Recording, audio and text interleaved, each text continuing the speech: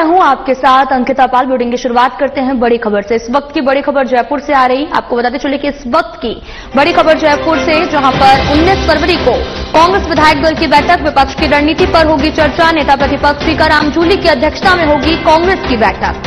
जयपुर में 19 फरवरी को कांग्रेस विधायक दल की अहम बैठक होनी है। नेता प्रतिपक्ष टीकाराम जूली की अध्यक्षता में होगी कांग्रेस की बड़ी बैठक। बजट से पहले कांग्रेस विधायक दल की रणनीति पर करेंगे विचार। सदन में विपक्ष की आगामी रणनीति को लेकर बनाई जाएगी रणनीति।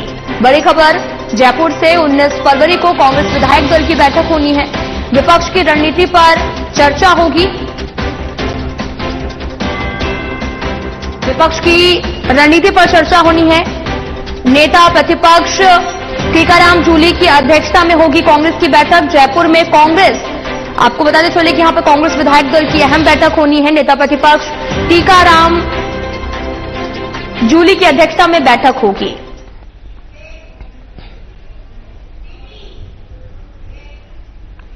वहीं केंद्रीय कृषि राज्य मंत्री भागीरथ चौधरी टोंक पहुंचे हैं और टोंक पहुंचने पर मंत्री को पुलिस जवानों ने गार्ड ऑफ ऑनर दिया है। इस दौरान पूर्व बीजेपी जिलाध्यक्ष अजीत सिंह मेहता समेत कार्यकर्ताओं ने उन्हें माला और साफा बांधकर उनका स्वागत किया है। टोंक बीजेपी के नए जिलाध्यक्ष का चुनाव की प्रक्रिया शुरू हुई है। साथ ही सर्वसम्मति से चंद्रवीर सिंह चौहान को जिलाध्यक्ष घोषित किया गया है। नवनिर्वाचित जिलाध्यक्ष को केंद्रीय कृषि राज्य मंत्री भागीरथ चौधरी ने बधाई दी है। इस मौके पर नवनिर्वाचित जिलाध्यक्ष ने नई पार्टी के हित में एकजुट होकर काम करने की बात कही है। इस मौके पर बीजेपी के नेता समेत सभी कार्यकर्ता मौजूद रहे। जिलाध्यक्ष सर्वसम्मति से आज यहाँ चुनाव हुआ है और ये भारतीय जनता पार्टी में संभव है कि सर्वानुमति से यहाँ जिलाध्यक्ष का चुनाव हुआ है। हमारे ये संगठन पर्व है, भारतीय जनता पार्टी है जो कार्यकर्ताओं की पार्टी है और इसमें सर्वानुमति से यहाँ चयन होता है। भारतीय जनता पार्टी में कब किसको दायित्व मिल जाता है, ये भारतीय जनता पार्टी में संभव है। बाकी पार्टियों में तो कहीं लोकतांत्रिक है ही नहीं है वहाँ, और वहाँ तो कभी चुनाव होते भी नहीं है। परंतु हमारे बूथ स्तर से लेकर और मंडल, जिला और फिर प्रदेश और राष्ट्रीय स्तर तक हमारा संगठन पर्व से हमारा चुनाव सर्वानुमति से होता है। आज मेरे को खुशी है कि आज टोंक जिले का भारतीय जनता पार्टी के जो संगठन जिले का जो चुनाव संपन्न हुआ है और सर्वानुमति से यहाँ जिलाध्यक्ष का चुनाव आज हो गया है। सभी 8 जो कार्यकर्ताओं ने यहाँ आवेदन किया था और 8 श्रेष्ठ थे और उसमें हमारे चौहान जी को यहाँ जिलाध्यक्ष का भी निर्वाचित घोषित किए गए हैं।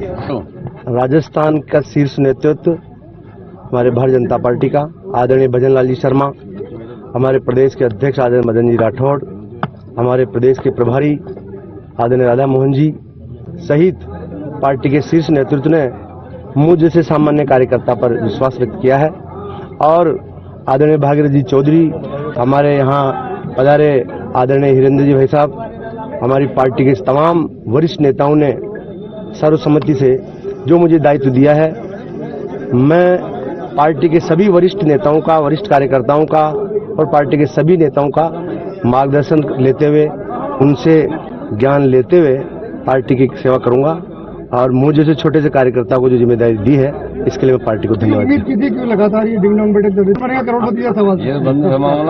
ये पार्टी ने तय किया है, मेरी कोई जानकारी में नहीं था और हमने संगठन को एकजुटता से लेकर चलना है। बिल्कुल सबको साथ लेकर के हम सब पार्टी के जो वरिष्ठ नेता हैं, हमारे जो पूर्व अध्यक्ष हैं, हमारे सांसद, विधायक, मंत्री लोग जितने भी हैं, सबके साथ मिलकर के बैठ करके और एक साथ मिलकर हम पार्टी में काम करें। लेकिन छात्र राजनीति मजबूती और क्या अनुभव रहा है? मैं लगातार एक सामान्य कार्यकर्ता के रूप में, चाहे युवा मोर्चा में हो या पार्टी में हो, काम करता आया हूँ और पार्टी ने मुझ पर विश्वास व्यक्त किया, इसके लिए मैं धन्यवाद देता हूँ। शहर का बीजेपी अध्यक्ष सुमन चडेज निर्वाचित हुए हैं और बीजेपी प्रदेश कोषाध्यक्ष पंकज गुप्ता, जिला निर्वाचन अधिकारी दशरथ सिंह शेखावत ने बीजेपी संभाग कार्यालय में आयोजित संगठन पर्व बैठक में सुमन चडेज के नाम का ऐलान भी किया है। जैसे ही आपको बताते चलें कि सुमन का नाम घोषित हुआ, बीजेपी नेताओं ने उन्हें पार्टी का दुपट्टा पहनाकर सम्मानित किया। इस मौके पर विधायक जेठानंद व्यास, देहात जिलाध्यक्ष श्याम पंचरिया, मंडल अध्यक्ष, मोर्चा अध्यक्ष और बड़ी संख्या में कार्यकर्ता उपस्थित रहे। पूरी प्रदेश के कार्यकर्ता और हमारे बीकानेर शहर के सभी को मैं बहुत प्रणाम धन्यवाद करती हूँ कि मेरे को इतना बड़ा दायित्व दिया है।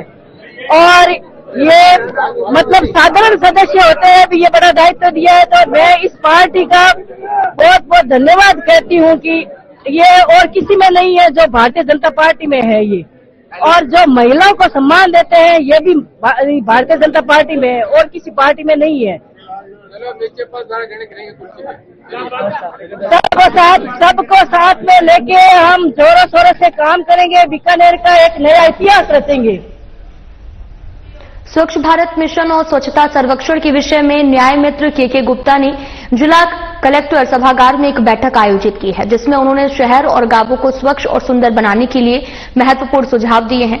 उन्होंने जन जन की समर्पित सहभागिता को सर्वोपरि बताया और कहा कि इस दिशा में योजनाबद्ध तरीके से काम करना आवश्यक है। बैठक में जिला कलेक्टर डॉक्टर इंद्रजीत यादव और अतिरिक्त जिला कलेक्टर अभिषेक गोयल सहित अन्य अधिकारी भी मौजूद रहे। के गुप्ता ने स्वच्छता के कई पहलुओं पर चर्चा करते हुए आमजन से घर के आसपास सफाई रखने, गीला और सूखा कचरा अलग अलग डालने, प्लास्टिक का प्रयोग नहीं करने और नगर परिषद की कचरा संग्रहण गाड़ी का सही इस्तेमाल करने की अपील की है। उन्होंने अधिकारियों से कचरा संग्रहण की ठोस कार्रवाई करने और कचरा उठाने की नियमित व्यवस्था सुनिश्चित करने की बात कही है। इसके अलावा उन्होंने सड़कों पर प्लास्टिक अपशिष्ट न डालने, घर घर कपड़े की थैलियों का उपयोग करने, गांवों में मिनी बायोगैस प्लांट लगाने जैसे उपायों पर जोर दिया है। स्वच्छता के क्षेत्र में अन्य सुझावों में तालाबों में गंदे पानी की निकासी को रोकने, शमशान घाटों को सुव्यवस्थित बनाने और हर ग्राम पंचायत में एक रोल मॉडल गांव बनाने का आह्वान किया है। गुप्ता ने बैठक में अपने अनुभवों और टिप्स को भी साझा किया, जो स्वच्छता और सौंदर्यीकरण की दिशा में मददगार साबित हो।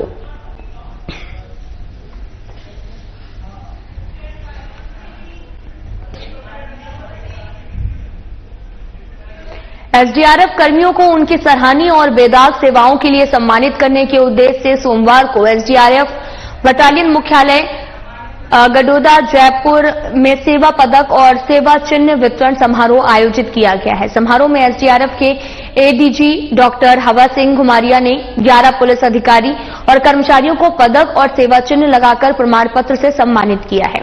एसडीआरएफ के कमांडेंट राजेंद्र सिंह सिसोदिया ने इस अवसर पर एडीजी डॉक्टर घुमरिया द्वारा जवानों को संबोधित किया, उनके अच्छे कार्यों की सराहना करते हुए उनका हौसला भी बढ़ाया। उन्होंने जवानों को एसडीआरएफ के ध्येय वाक्य आपदा सेवार्थ कटिबद्धता के तहत कार्य करने के प्रेरित किया है। इस कार्यक्रम के बाद एडीजी डॉक्टर घुमरिया ने कमांडेंट सिसोदिया के साथ एसडीआरएफ बटालियन मुख्यालय गडोदा परिसर का भ्रमण किया और आवश्यक दिशा निर्देश दिए। सम्मानित होने वालों ने अति उत्कृष्ट सेवा पदक 2020 से कंपनी कमांडर करणी सिंह और हेड कांस्टेबल ओम सिंह, उत्कृष्ट सेवा पदक 2021 से सहायक commandant Gulaba Ram, head constable Morpal और रमेश चंद्र, उत्कृष्ट सेवा पदक 2022 से platoon commander Khajan Singh, head constable Karan Singh और रामपाल और सर्वोत्तम सेवा चिन्ह 2023 से हेड कांस्टेबल वीरबल सिंह, महेंद्र सिंह और हाकम खां शामिल थे।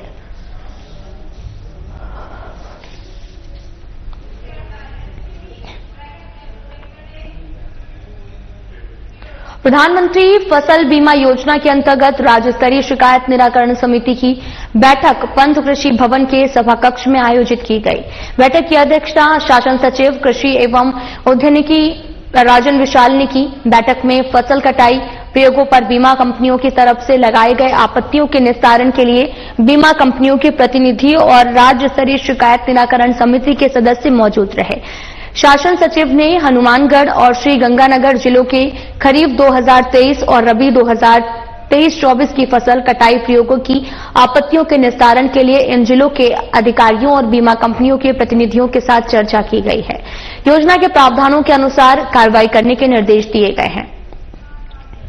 उन्होंने अधिकारियों को यह निर्देश दिया कि वे फसल कटाई प्रयोगों को प्रधानमंत्री फसल बीमा योजना की गाइडलाइन के अनुसार ईमानदारी से समय पर संपादित करें और बैठक में खरीफ 2023 की फसल कटाई प्रयोगों में लापरवाही बरतने वाले जालोर, सीकर, श्रीगंगानगर और जैसलमेर जिलों के 9 कृषि पर्यवेक्षकों को चार्जशीट देने के निर्देश दिए गए हैं। इसके अलावा जालोर, सीकर और जैसलमेर जिलों के 17 पटवारियों को चार्जशीट देने के आदेश संबंधित जिला कलेक्टर को दिए गए हैं। खरीफ 2023 का 1,557 करोड़ रुपए, रबी 2023-24 के लिए 898 करोड़ रुपए के क्लेम पात्र फसल बीमा पॉलिसी धारक किसानों को वितरित किए जा चुके हैं। शेष फसल बीमा क्लेम की राशि जल्द ही किसानों को वितरित कर दी जाएगी और अब तक वर्तमान सरकार द्वारा प्रधानमंत्री फसल बीमा योजना के तहत लगभग 3,122 करोड़ रुपए की राशि किसानों को वितरित की जा चुकी है और साथ ही बैठक में आयुक्त कृषि चिन्मयी गोपाल, विभागीय अधिकारी और इंश्योरेंस कंपनी के प्रतिनिधि भी उपस्थित रहे हैं।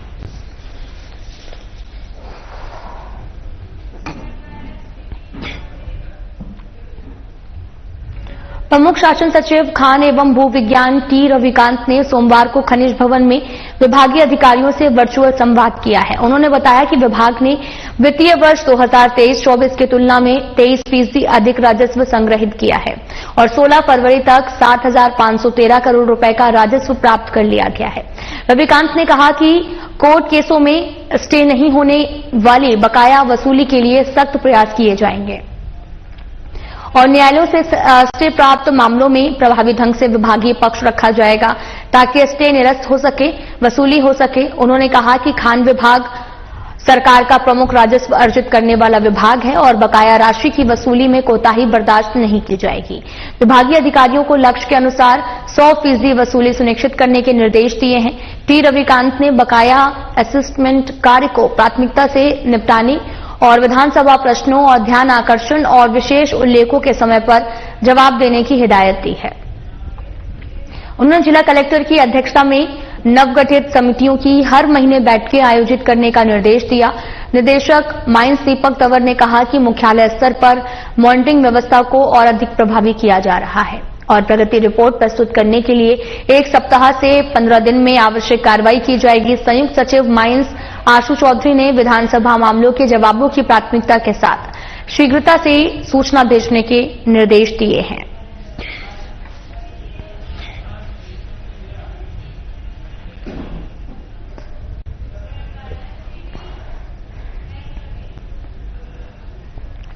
राजस्थान राज्य नर्सेस एसोसिएशन भामस की जयपुर शहर इकाई के जिला अध्यक्ष पद पर विपेंद्र सिंह की नियुक्ति की गई है। संगठन के प्रदेश अध्यक्ष रामवीर सिंह सोलंकी ने उन्हें यह महत्वपूर्ण जिम्मेदारी भी सौंपी है।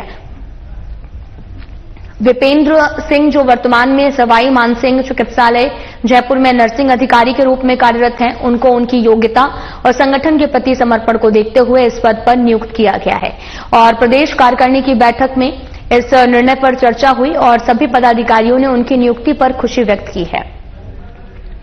विपिन सिंह ने अपनी नियुक्ति पर संगठन के वरिष्ठ नेताओं का आभार व्यक्त किया और नर्सिंग समुदाय के अधिकारियों के लिए पूरी निष्ठा से काम करने का संकल्प लिया है। प्रदेश अध्यक्ष रामवीर सिंह सोलंकी ने इस अवसर पर कहा कि संगठन के विस्तार और मजबूती के लिए युवा नेतृत्व को आगे लाया जा रहा है, जिससे नर्सिंग समुदाय की आवाज प्रभावी ढंग से उठाई जा सके। उन्होंने उम्मीद भी जताई है कि विपिन सिंह अपने पद की जिम्मेदारी को पूरी निष्ठा से निभाएंगे और संगठन को सशक्त बनाएंगे।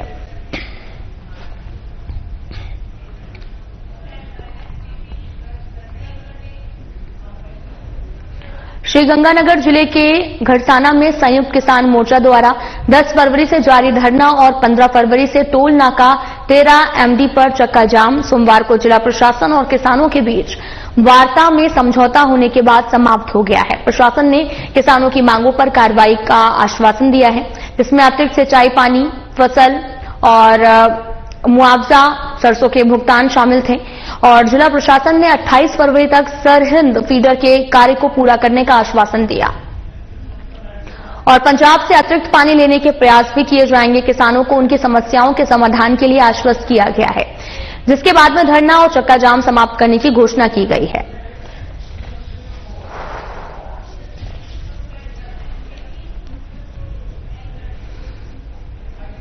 बांसुर कस्बे के अरावली विहार कॉलोनी में एक शादी समारोह में गए परिवार के घर में अज्ञात चोरों ने चोरी की घटना को अंजाम दिया। सीआरपीएफ में कार्यरत नवल किशोर यादव अपने परिवार के साथ शादी समारोह में शामिल होने अपने गांव तातारपुर गए हुए थे। तभी चोर करीब 7 तोले सोने के आभूषण, 350 ग्राम चांदी के आभूषण, लगभग 1.5 लाख रुपए नकद चुरा कर ले गए हैं। चोरी की घटना की जानकारी पुलिस को दी गई, जिसके बाद थाना अधिकारी सुरेंद्र मलिक ने मौके पर पहुंचकर जानकारी ली है। पुलिस अधीक्षक कार्यालय से बीटीएस एमओबी टीम और डॉग स्क्वाड को घटनास्थल पर बुलाया गया। पुलिस ने स्पेशल टीम का गठन कर चोरों की तलाश शुरू कर दी है और सीसीटीवी फुटेज की जांच कर रहे हैं। साथ ही आसपास के मकानों की फुटेज भी खंगाली जा रही है और वाहनों की जांच भी की जा रही है। पुलिस का भी कहना है कि चोरी की घटना का जल्द खुलासा किया जाएगा। तातारपुर गए थे हम शादी में, चाचा के लड़के की शादी है, तो ये जो घर की चाबी है वो हमारे यहीं पे रिश्तेदार हैं, उनको दी हुई है चाबी। तो जब हम यहाँ पे आए, क्या बोलते हैं, लगन में आए थे यहाँ ऊंचपुर, फिर यहाँ से वापस चले गए। सुबह मेरे पास फोन आया, ये पापा जी मतलब जो हमारे रिश्तेदार है ये आकर के डेली यहाँ पे चेक करते हैं। तो इन्होंने देखा कि वो लॉक टूटा हुआ है, गेट टूटा हुआ है। फिर मैं आया, वहां से आने के बाद देखा कि ये सरकंडा टूटा हुआ है, पूरा सामान फैला हुआ है। और उसमें काफी ज्वेलरी थी, चांदी के कड़े थे बच्चों के, और भी चांदी लगभग 350 ग्राम चांदी थी, और सोने की 2 चैन थी, लगभग 4 तोला वजन था उनका, और झुमकी थी, और सोने का मंगलसूत्र था, अंगूठी थी, और छोटी मोटी लौंग बाली क्या क्या होती हैं वो थी, और लगभग 1.5 लाख रुपए कैश था। हनुमानगढ़ में युवाओं को नशे के प्रति जागरूक करने के लिए मानस अभियान के तहत विद्यालयों और महाविद्यालयों में हर महीने कई गतिविधियां आयोजित की जा रही हैं। इसी क्रम में जंक्शन स्थित राजकीय कन्या महाविद्यालय में जिला स्तरीय मानस नशा मुक्ति प्रश्नोत्तरी प्रतियोगिता का आयोजन किया गया है। इस प्रतियोगिता में जिले के 7 ब्लॉकों से चयनित 26 महाविद्यालयों में से 15 महाविद्यालयों की टीम ने भाग लिया है। प्रतियोगिता 2 चरणों में आयोजित हुई, जिसमें लिखित और मौखिक प्रश्नोत्तरी शामिल थी। लिखित प्रश्नोत्तरी से चयनित 5 महाविद्यालयों की टीमों ने अंतिम मौखिक राउंड में भाग लिया है। इंदिरा गांधी मेमोरियल पीजी महाविद्यालय और पीलीबंगा ने पहले स्थान, ग्रामोत्थान विद्यापीठ महाविद्यालय संगरिया ने दूसरे स्थान और स्वामी विवेकानंद महाविद्यालय टिब्बी ने तीसरे स्थान पर कब्जा किया है। सभी विजेता टीमों को जिला कलेक्टर कानाराम द्वारा प्रशस्ति पत्र देकर सम्मानित किया गया। इस अवसर पर जिला कलेक्टर ने मानस अभियान की महत्वता पर प्रकाश डाला, नशा मुक्त जिला बनाने के लिए किए गए प्रयासों के बारे में बताया। उन्होंने कहा कि हनुमानगढ़ में नशे की प्रवृत्ति के कारण मानस अभियान की शुरुआत 26 जून को की गई और अब तक 2 लाख से भी अधिक विद्यार्थी इस अभियान के अंतर्गत जागरूकता गतिविधियों में शामिल हो चुके हैं। साथ ही सीएमएचओ डॉक्टर नवनीत शर्मा ने भी युवाओं को नशे से दूर रहने की अपील की है।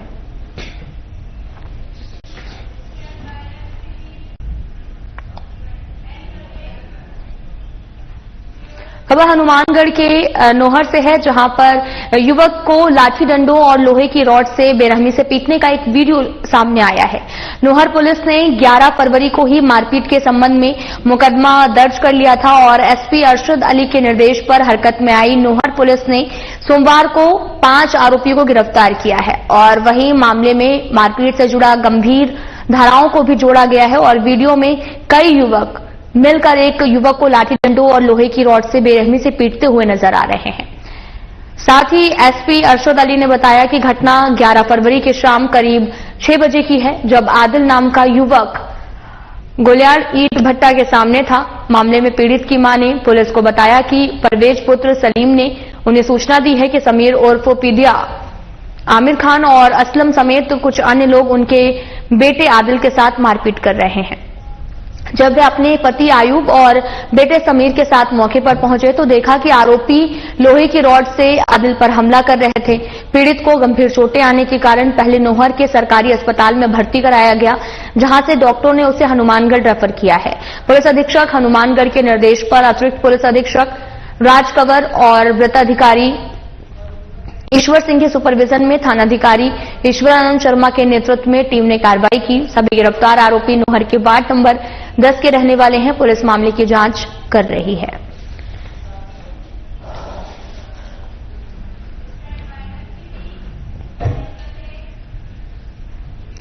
खबर हनुमानगढ़ से है, जहां पर थालड़का गांव के राजकीय उच्च माध्यमिक विद्यालय में बोर्ड परीक्षा 2025 केंद्र अध्यक्ष और परीक्षा कोऑर्डिनेटर का 1 दिवसीय प्रशिक्षण आयोजित किया गया है। इस प्रशिक्षण में जिले के सभी केंद्र के अधीक्षकों और कोऑर्डिनेटर ने भाग लिया है। बोर्ड परीक्षा केंद्र अधीक्षक परीक्षा कोऑर्डिनेटर को बोर्ड के नियमों के बारे में विस्तार से जानकारी देते हुए कहा कि जब बोर्ड की परीक्षाएं शुरू हों तो नकल का विशेष ध्यान रखना है और परीक्षा केंद्रों पर पूर्ण व्यवस्था होनी चाहिए। परीक्षा केंद्रों पर छाया, पानी, बिजली, मेडिकल की व्यवस्था जरूरी है। इस मौके पर DEO secondary Hansraj Jajiwal, Ranveer Singh Sharma, ADO Dev Prakash Haran और काशीराम सहारण ने बोर्ड परीक्षा 2025 के बारे में बताया है।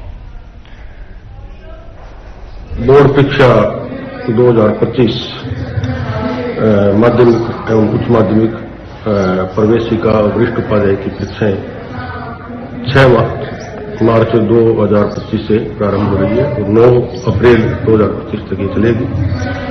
बोर्ड परीक्षाओं के सुचारू, सफल और निष्पक्ष संचालन के लिए आज हनुमानगढ़ जिले के केंद्राधीशों की मीटिंग की गई है और इसमें बोर्ड से प्रश्न पत्र प्राप्त होने से लेकर और परीक्षा केंद्रों तक पहुंचाने और परीक्षा केंद्रों पर परीक्षा के सुचारू रूप से बोर्ड के निर्देशानुसार संचालन हेतु आज जो है केंद्राधीशों को और पेपर कोऑर्डिनेटर्स जो है उनको प्रशिक्षण दिया जा रहा है और इसमें यहां से हमारे 2 रिसोर्स पर्सन बोर्ड से प्रशिक्षण लेकर आए हैं और वो जो है इसमें समुचित जानकारी आज देगी।